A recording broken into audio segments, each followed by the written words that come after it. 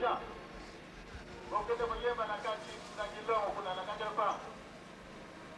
Pour le qui, la dirigeant, donc, de faire la carte. Bon, bon, c'est ça.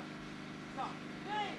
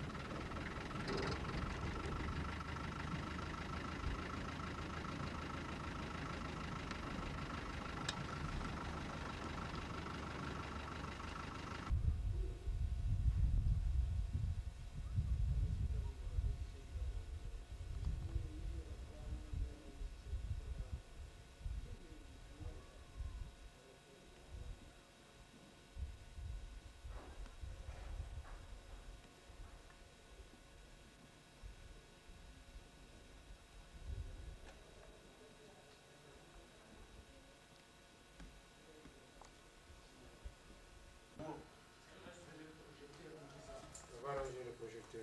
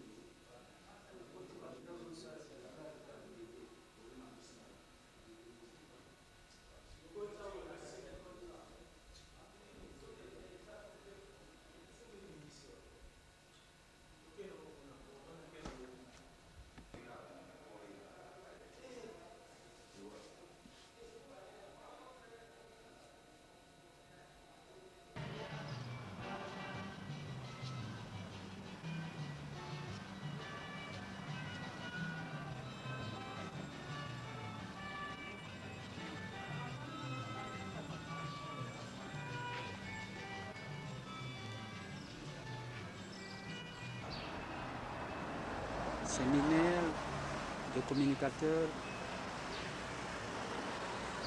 chrétiens des églises francophones d'Afrique. Nous assistons à la cérémonie inaugurale qui va marquer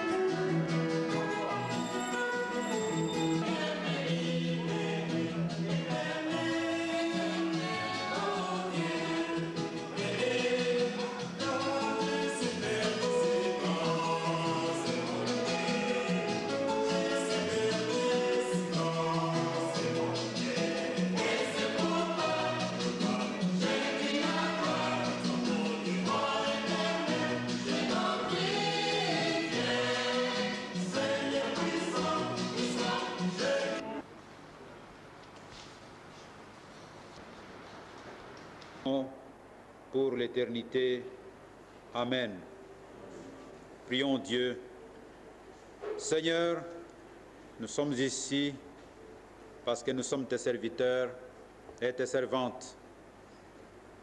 Au début de ce culte et de ces assises, nous voulons invoquer ta présence parce que sans toi, nous ne pouvons pas continuer. Sans toi, nous ne pouvons rien faire.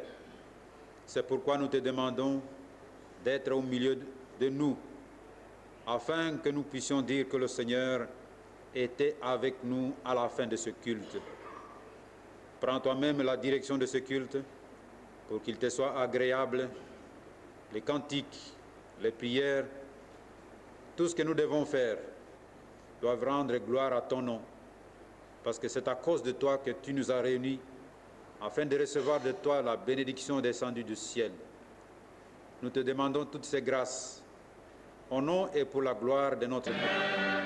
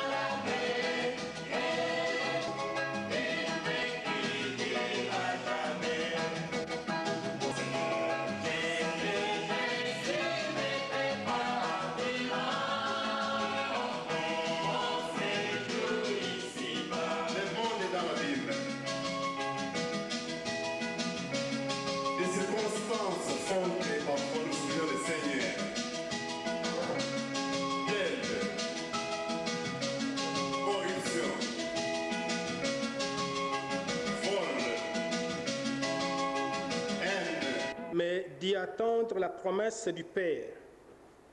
Celle, dit-il, que vous avez attendue de ma bouche. Jean a bien donné le baptême d'eau, mais vous, c'est dans l'Esprit Saint que vous serez baptisés d'ici quelques jours. Ils étaient donc réunis et ils lui avaient posé cette question.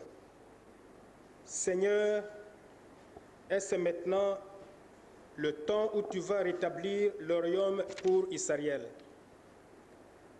Il leur dit, vous n'avez pas à connaître les temps et les moments que le Père a fixés de sa propre autorité. Mais vous allez recevoir une puissance, celle du Saint-Esprit qui viendra sur vous. Vous serez alors mes témoins à Jérusalem, dans toute la Judée et la Samarie et jusqu'aux extrémités de la terre. Vous serez alors mes témoins à Jérusalem, dans toute la Judée et la Samarie et jusqu'aux extrémités de la terre. Il avait fait à ses disciples. Beaucoup peut-être penseront qu'il serait banal de choisir comme thème celui qui fut largement diffusé lors de la dernière Assemblée générale de la CETA à Lomé.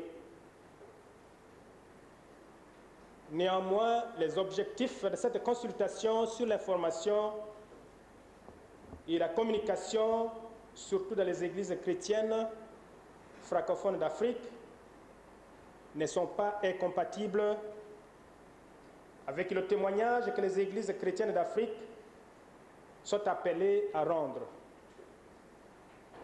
Nous pensons au témoignage de leurs expériences spirituelles, de leur foi en Jésus-Christ et de leur communion fraternelle. Le fait même que nous venons à peine de célébrer la Pâque nous invite à réfléchir et à méditer sur un thème y afférent. Luc, qui est certainement l'auteur de ces 2 volumes, Luc, l'évangile de Luc et les actes des apôtres, nous a laissé dans ses écrits un témoignage d'informations et de faits soigneusement sélectionnés en vue d'affermir la foi de leur destinataire original, Théophile, et celle des subséquents lecteurs que nous sommes, qui trouvent dans ce page une source d'inspiration. Le texte qui sert de sujet de notre méditation est à la fois une promesse et une prédiction. Mais une promesse qui ne se rapporte pas à la question posée par les apôtres. Ceux-ci étaient encore préoccupés par l'espérance nationale, celle du rétablissement du royaume d'Israël sur la terre. Les 2 disciples sur le chemin d'Emmaüs, tels que nous lisons dans Luc chapitre 24, verset 13 suite, ne cachent pas leur déception sur ce point précis. Connaissant ainsi la faiblesse de ses disciples, Jésus leur recommande de ne pas quitter Jérusalem, mais plutôt d'y rester et d'attendre l'événement qui les rendra capables de confronter le monde encore hostile. Cet événement n'est autre que le don du Saint-Esprit. Jésus leur rappelle la promesse du Saint-Esprit et il définit maintenant le rôle qu'ils doivent jouer, être ses témoins. Il définit également le cadre géographique dans lequel ce témoignage devra être diffusé ou communiqué. C'est un témoignage qui commence à Jérusalem, il doit s'étendre dans toute la Judée, en Samarie et jusqu'aux extrémités de la terre. Mais que signifie-t-il être témoin du Christ? Qu'est-ce que cela implique? De nos expériences dans la vie, nous savons fort bien qu'on peut être un mauvais témoin. On peut être un témoin timide. On peut être un témoin inconsistant. On peut être un témoin non éprouvé. Dans le cadre du contexte de la vie chrétienne, c'est un témoin non encore revêtu du Saint-Esprit. Nous pouvons ici, par exemple, citer le cas du règnement de Saint-Pierre, qui, à un moment décisif, ne reconnaît pas avoir eu association avec Jésus-Christ, son Seigneur. À force du danger, il renie son maître. Nous pouvons encore une fois citer le cas des disciples qui n'étaient pas encore à même de guérir la maladie de l'épilepsie. Quelqu'un est venu avec un enfant.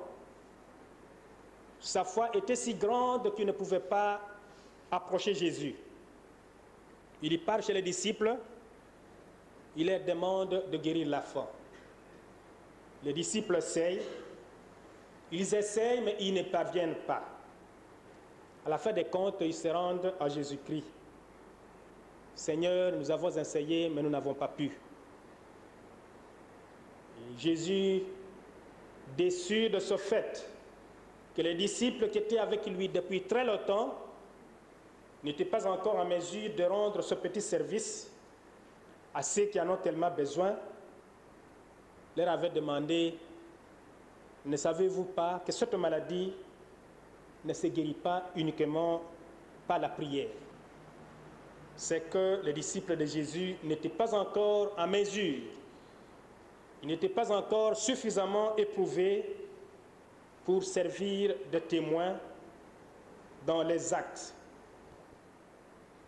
Le pouvoir qui éloigne et bannit la crainte, ils n'avaient pas encore compris que c'est par la puissance du Saint-Esprit. Nous le faisons dans la foi, nous le faisons dans l'espérance et dans l'amour les uns pour les autres.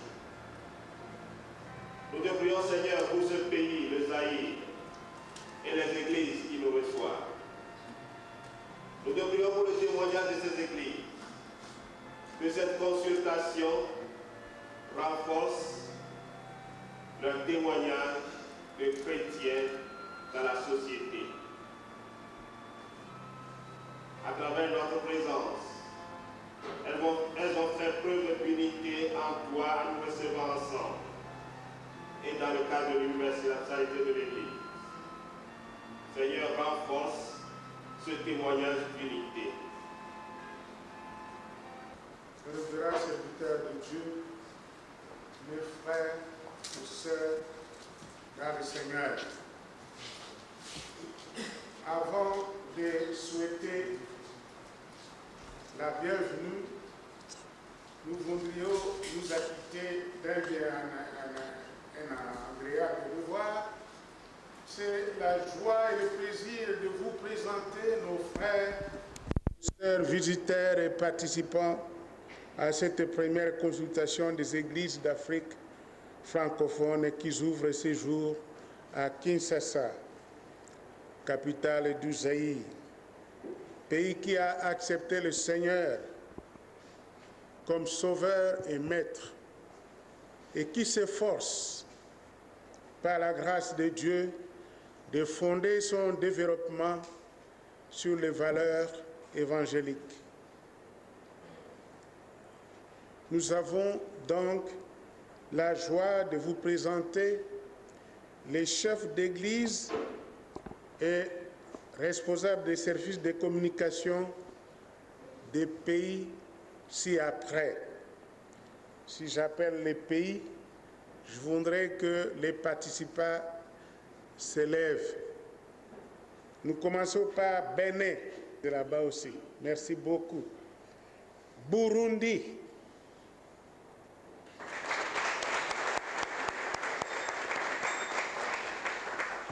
Cameroun,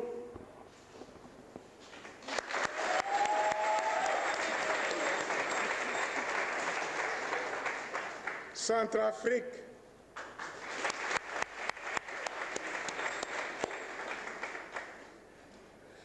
Congo,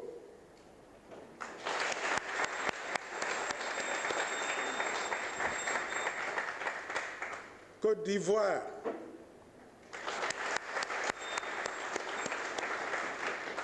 Djibouti, général de la CETA, serviteur de tous les chrétiens ici en Afrique, qui sont aussi membres de cette conférence, de Révérend Tchipenda.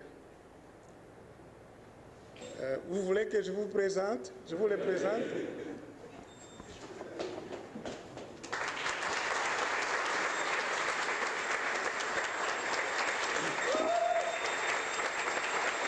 Porter la bonne nouvelle, et beaucoup de pasteurs m'ont demandé est-ce que vous les connaissez? Je dis oui, je les connais très très bien. Comment est-il? Et nous allons commencer par l'église kibanguiste. À la tête, il y a son éminence. L'église kibanguiste, les participants, levez-vous, ceux qui sont ici dans la salle.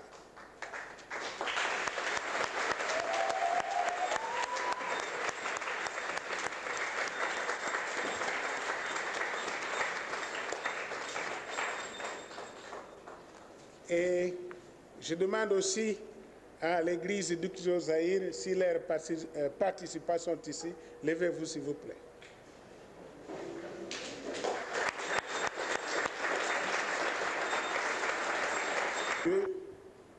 Qui a permis que ces serviteurs se retrouvent ensemble ici à Kinshasa.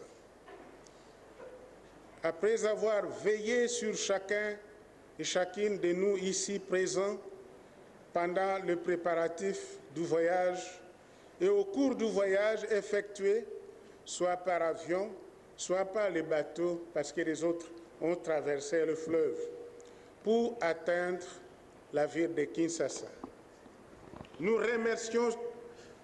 remerciements s'adressent aussi également et surtout à nos communicateurs, ainsi qu'aux organisations invitantes qui ont conçu ces projets, l'ont débattu, mûri depuis la réunion préliminaire d'Abidjan, en passant par les 2 pré-consultations de Kinshasa, pour aboutir à la présente rencontre. Nous pouvons donc affirmer que cette conférence constitue à la fois l'aboutissement d'un processus et le début d'une ère nouvelle de communication chrétienne en Afrique. Nous devons sincèrement remercier les organismes qui ont accepté de financer cette consultation. Je vais encore peut-être répéter leur nom de cet organisme. Il s'agit de l'Association mondiale pour la communication chrétienne WAC, la Conférence des églises de toute l'Afrique, la communauté évangélique et d'action apostolique, les conseils ethniques et églises et la Fédération luthérienne mondiale et d'autres.